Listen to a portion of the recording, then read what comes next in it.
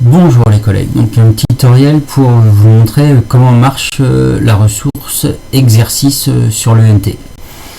Donc pour créer une ressource, vous allez donc dans votre dossier où vous voulez, dans votre cours ou sur classe fermée, vous allez dans ressources, ajouter, et vous allez retrouver ici exercice.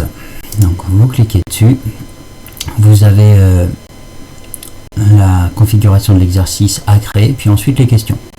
Donc moi j'en ai déjà créé une ici, déjà pré-remplie, donc exercice en ligne sur les triangles. Pour moi, vous mettez ce que vous voulez comme commentaire pour les élèves.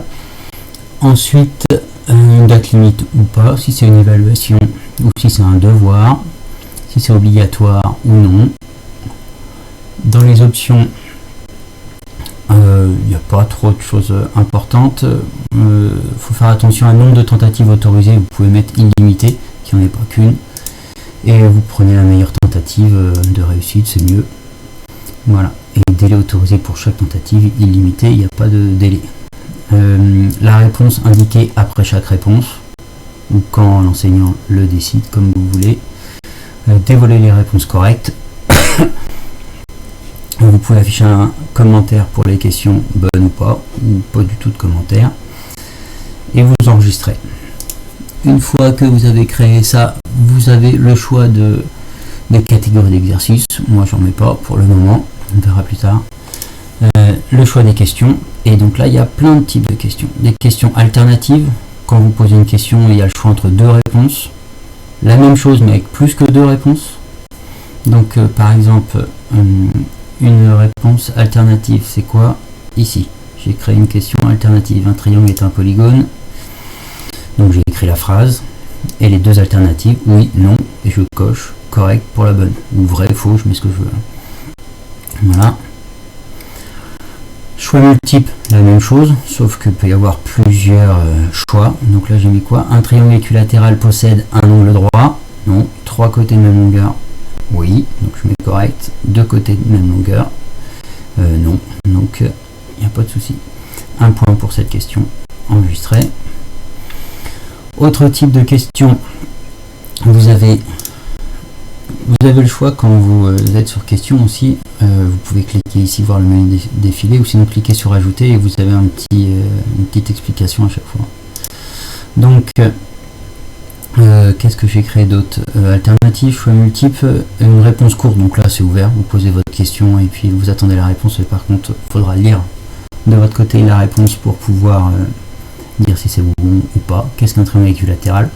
J'ai mis quelque chose pour voir, mais je pense pas que l'ordinateur le corrige automatiquement. J'ai mis des mots-clés avec ou pas les fautes d'orthographe, mais je suis pas sûr que ça marche. Donc voilà, un point pour cette question. Ensuite, le texte à trous qui est très pratique. Donc là j'ai mis 9 points sur cette question parce que j'ai laissé 9 trous en fait dans mon texte. Donc j'ai inséré une image en cliquant ici, image. Je peux insérer ce que je veux, un tableau. Donc une image que j'avais capturée sur un exercice et que j'avais enregistré. Voilà. J'ai écrit un texte en observant le dessin ci-contre complète les phrases suivantes. J'ai écrit mes phrases, je les ai complétées. Et quand j'ai écrit triangle, j'ai sélectionné triangle et j'ai cliqué sur créer un champ vide. À ce moment-là, ça s'est écrit en bas, mot manquant, triangle.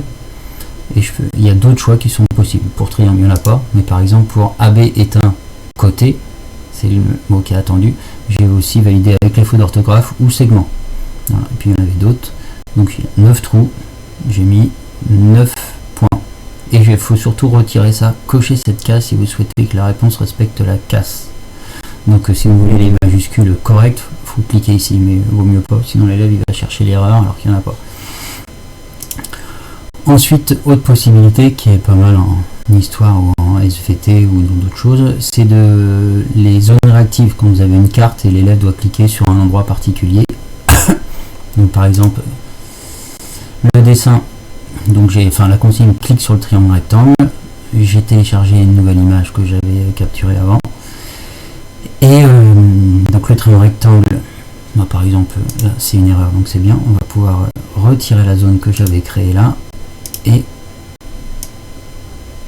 sélectionner celle-ci. Voilà. je descends, enregistrer un point pour cette réponse là. Voilà, donc l'élève peut avoir 15 points maximum. Vous pouvez rajouter d'autres questions, etc. etc. Donc c'est directement enregistré. Un exemple de résultat ensuite que vous pouvez recevoir. Donc en 5e, je leur ai donné hier, il y a 23 heures, donc ils ont réussi à se connecter, ils ont réussi à le faire. Reconnaître un parallélogramme, et donc c'est actif.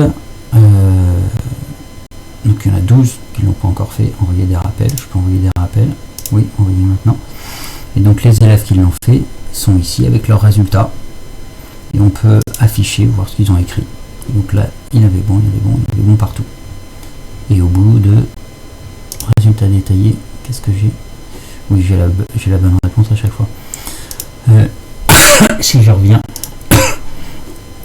aux élèves, première tentative, deuxième tentative, 4 bonnes réponses. Donc elle n'a pas tout bon, Nafissatou. Donc là, qu'est-ce qu'elle a écrit? Ce quadrilatère, si tu le termines, est un rectangle. Si tu termines, est un rectangle, elle avait mis carré. Donc c'était pas bon. Voilà. Bon, c'est pas simple pour Nafissatou. Voilà. Et c'est tout ce que j'avais à vous dire, je crois. Donc vous pouvez essayer, de toute façon ça marche bien. Oui, ce que je voulais dire, c'est que ça marchait aussi sur tablette, téléphone et évidemment ordinateur. Donc l'élève n'a pas besoin d'imprimer quoi que ce soit, il le fait. Et puis donc c'est assez rapide. Voilà, bon courage, à bientôt. Au revoir.